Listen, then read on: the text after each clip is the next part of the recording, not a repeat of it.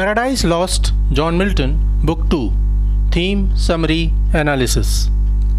Hello and welcome to the discourse. Milton used blank verse for his biblical epic Paradise Lost. Before him, blank verse was used by Marlowe, Thomas Kyd, William Shakespeare, and other dramatists. Miltonian verses were the first use of this literary device in poetry.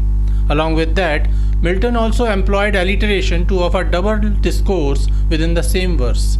One such example is from the beginning lines of the first book of Paradise Lost.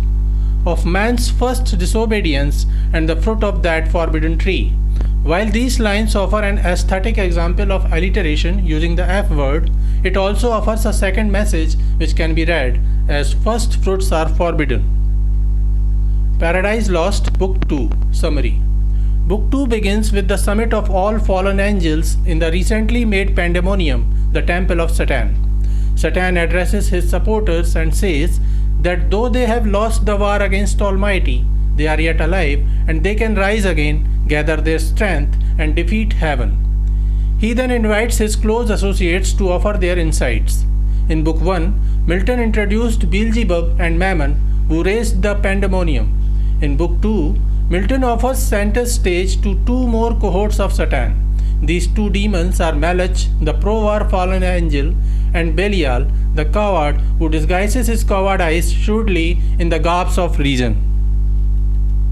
As Satan ends his speech, Malach stands up and says that nothing, even their destruction, could be worse than hell, that they are forced to suffer now. He is a pro-war demon. He was the fiercest fighter in the war in heaven. He says that now they have found the resources of hell abundant with strong metals and ores. They can make new and stronger weapons and can defeat the force of Almighty. Belial, the worthless, rises up and contradicts Malach. He says that God hasn't punished them as fiercely as he could. He says that the worst was when they all were chained to the fiery lake to suffer an unending fire. Now they are free by God's grace, and if they do nothing wrong to invoke God's wrath, He may forgive them and allow them to re-enter heaven as well. But peace and good are not what Belial desires. He rather wishes demons to remain inactive and wait for the chance. He tries to persuade the others to be more discreet so that their unacceptable behavior is less conspicuous. He says that now we know the true powers of Almighty.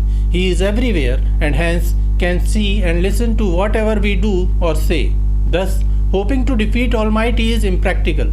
He says that they should now remain inactive so that God may either relent on their punishment or with time they will be accustomed to the hard life of hell. Milton expresses Belial's speech as words clothed in reason's garb. Mammon, the materialist, stands up again and addresses the summit. He contradicts Belial and refuses to ever bow down to God again. Though he doesn't support another war against heaven too, he says that the fallen angels have got resources in hell and with their endeavor they can make hell a much better place.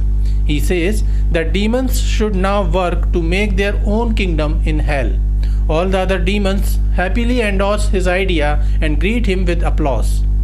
Beelzebub is the mouthpiece of Satan, who rises again and says that Mammon's idea is also not workable. Beelzebub says that Almighty is present everywhere and no matter how much they despise him, he is ruling over them in hell too. Since demons cannot accept the rule of God, they are forced to remain in a passive war against Almighty till eternity. Beelzebub says, war had determined us. To continue our struggle against the good of God is our fate. Beelzebub then talks about the new creature that God has created.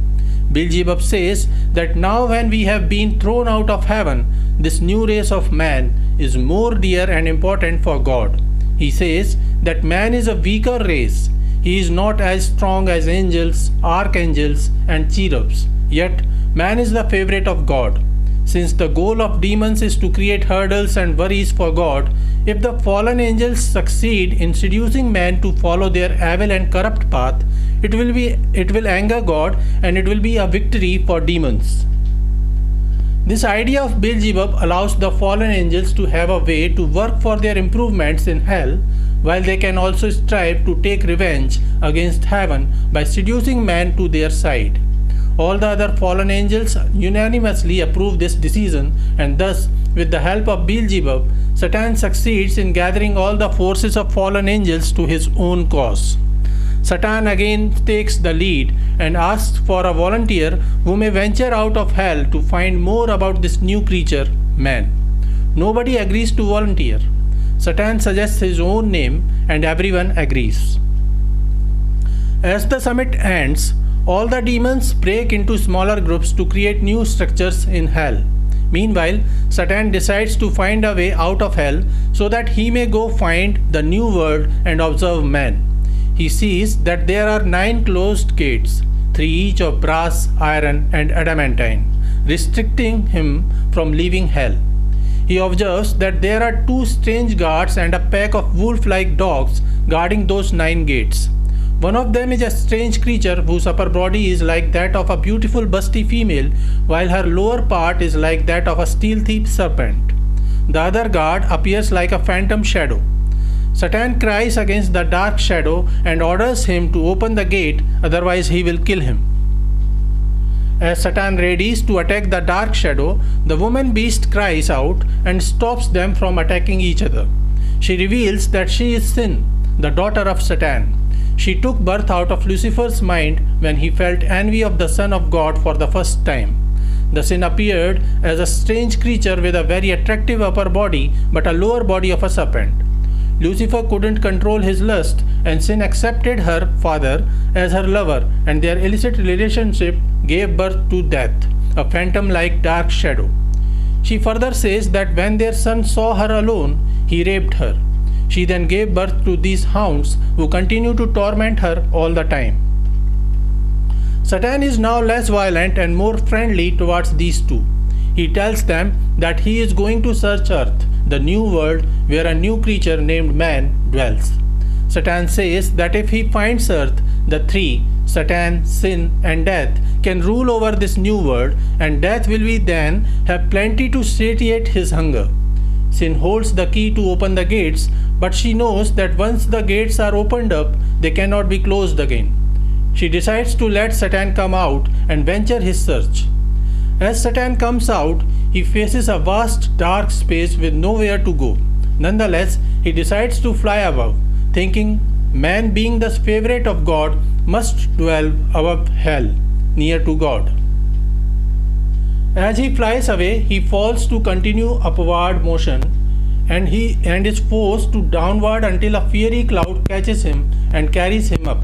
Again, Almighty intervened and let Satan pursue his search. As Satan moves up, he encounters a great tumult of noise. Satan decides to follow it. As he reaches near, he sees Chaos, the ruler of Abyss, and his consort, the Dark Knight. The keys of chaos are rumor, tumult, chance, and confusion. Satan asks him the way to the new world. He tells Chaos that if he succeeds in gaining control over earth, he will allow chaos to spread more disorder. Chaos shows him the way to earth. He says that earth is attached to heaven with a heavy golden chain.